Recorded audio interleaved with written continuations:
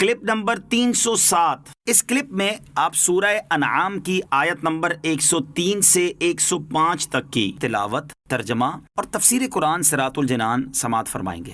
بسم اللہ الرحمن الرحیم۔ ترجمہ: اللہ کے نام سے شروع جو نہایت مہربان رحمت والا ہے۔ لا تدرکہ الابصار وہو یدرک الابصار وہو اللطیف الخبیر۔ ترجمہ: آنکھیں اس کا احاطہ نہیں کر سکتی اور وہ تمام آنکھوں کا احاطہ کیے ہوئے ہے، اور وہی ہر باریک چیز کو جاننے والا بڑا خبردار ہے۔ لا تدرکہ الابصار، آنکھیں اس کا احاطہ نہیں کر سکتی۔ اس آیت کا مفہوم سمجھنا نہایت ضروری ہے، کیونکہ عقائد کے متعلق بہت سے مسائل کا دار و مدار اسی پر ہے۔ آخرت میں اللہ تعالیٰ کے دیدار سے متعلق اہل سنت کا عقیدہ۔ یاد رکھیں کہ اہل سنت کا عقیدہ یہ ہے کہ مومنوں کو آخرت میں اللہ تعالیٰ کا دیدار ہوگا۔ اہل سنت کا یہ عقیدہ قرآن و حدیث، اجماع صحابہ اور اکابر بزرگان دین کے کثیر دلائل سے ثابت ہے۔ دیدار الہی کے قرآن پاک سے 3 دلائل۔ ارشاد باری تعالیٰ ہے: وجوہ یومئذ ناظرہ الی ربها ناظرہ۔ ترجمہ: کچھ چہرے اس دن تر و تازہ ہوں گے، اپنے رب کو دیکھتے ہوں گے۔ اللہ عز و جل نے ارشاد فرمایا: للذین احسنوا الحسنى وزیادہ۔ ترجمہ: بھلائی والوں کے لیے بھلائی ہے اور اس سے بھی زائد۔ سیاہ ستہ کی بہت حدیثیں یہ ثابت کرتی ہیں کہ اس آیت میں زیادت سے دیدار الہی مراد ہے۔ نمبر 3، حضرت موسیٰ علیہ السلام نے اللہ عز و جل کی بارگاہ میں عرض کی: ربی ارینی انظر الیک، اے میرے رب مجھے اپنا دیدار دکھا کہ میں تجھے دیکھوں۔ اس پر انہیں جواب ملا: لن ترانی، تو مجھے ہرگز نہ دیکھ سکے گا۔ اس آیت مبارکہ میں اللہ تعالیٰ نے یہ نہیں فرمایا کہ میرا دیدار ناممکن ہے، کیونکہ حضرت موسیٰ علیہ السلام عارف باللہ ہیں۔ اگر دیدار الہی ممکن نہ ہوتا تو آپ ہرگز سوال نہ فرماتے۔ اس سے ثابت ہوا کہ دیدار الہی ممکن ہے۔ دیدار الہی کے احادیث سے 3 دلائل۔ احادیث بھی اس بارے میں بکثرت ہیں، ان میں سے 3 احادیث سماعت کیجیے۔ نمبر 1، مسلم شریف کی حدیث میں ہے کہ جنتیوں کے جنت میں داخل ہونے کے بعد اللہ تعالیٰ فرمائے گا: کیا تم چاہتے ہو کہ تم پر اور زیادہ عنایت کروں؟ وہ عرض کریں گے: یا رب عز و جل، کیا تو نے ہمارے چہرے سفید نہیں کیے؟ کیا تو نے ہمیں جنت میں داخل نہیں فرمایا؟ کیا تو نے ہمیں دوزخ سے نجات نہیں دی؟ رسول اللہ صلی اللہ تعالیٰ علیہ وسلم نے فرمایا: پھر پردہ اٹھا دیا جائے گا تو دیدار الہی انہیں ہر نعمت سے زیادہ پیارا ہوگا۔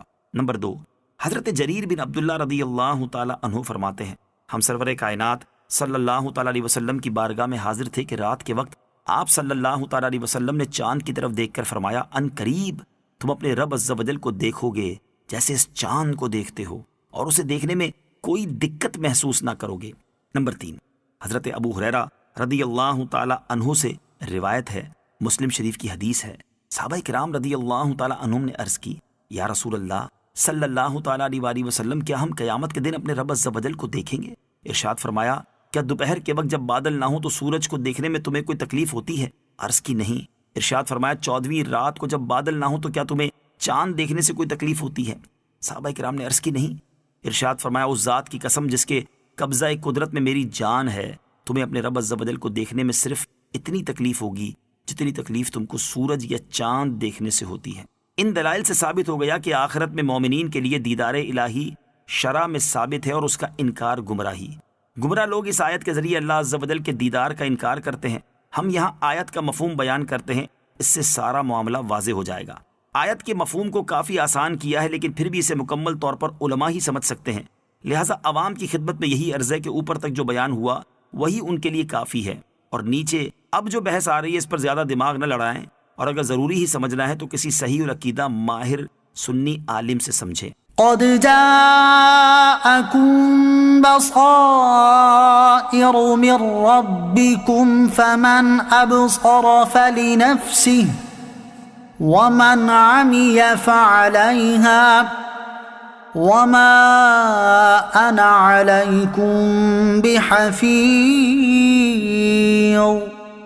ترجمہ: بے شک تمہارے پاس تمہارے رب کی طرف سے آنکھیں کھولنے والی دلیلیں آ گئیں، تو جس نے انہیں دیکھ لیا تو اپنے فائدے کے لیے ہی کیا، اور جو دیکھنے سے اندھا رہا تو یہ بھی اسی پر ہے، اور میں تم پر نگہبان نہیں۔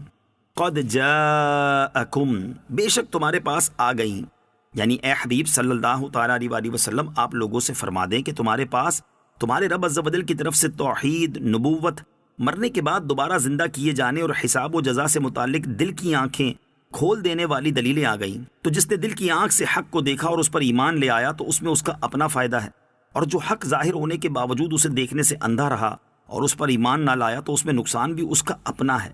اور میں تم پر نگہبان نہیں کہ تمہارے اعمال اور افعال کی نگہبانی کرتا پھروں، بلکہ میں تمہاری طرف تمہارے رب عز و جل کا رسول ہوں تاکہ اس کا پیغام تم تک پہنچا دوں، جبکہ اللہ تعالیٰ تم پر نگہبان ہے، اس سے تمہارے اعمال اور احوال میں سے کچھ بھی چھپا ہوا نہیں ہے، اور وہی تمہیں تمہارے اعمال کی جزا دے گا۔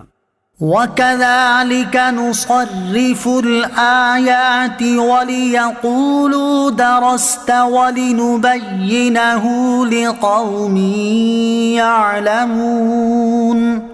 ترجمہ: اور ہم اسی طرح بار بار آیتیں بیان کرتے ہیں، اور اس لیے تاکہ کافر بول اٹھیں کہ تم نے پڑھ لیا ہے، اور اس لیے تاکہ ہم اسے علم والوں کے لیے واضح کر دیں۔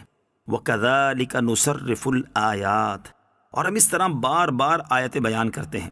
آیت کا مفہوم یہ ہے کہ ہم بار بار اپنی آیتیں بیان کرتے ہیں تاکہ لوگ عبرت حاصل کریں، نیز ان پر اللہ عز و جل کی حجت قائم ہو جائے۔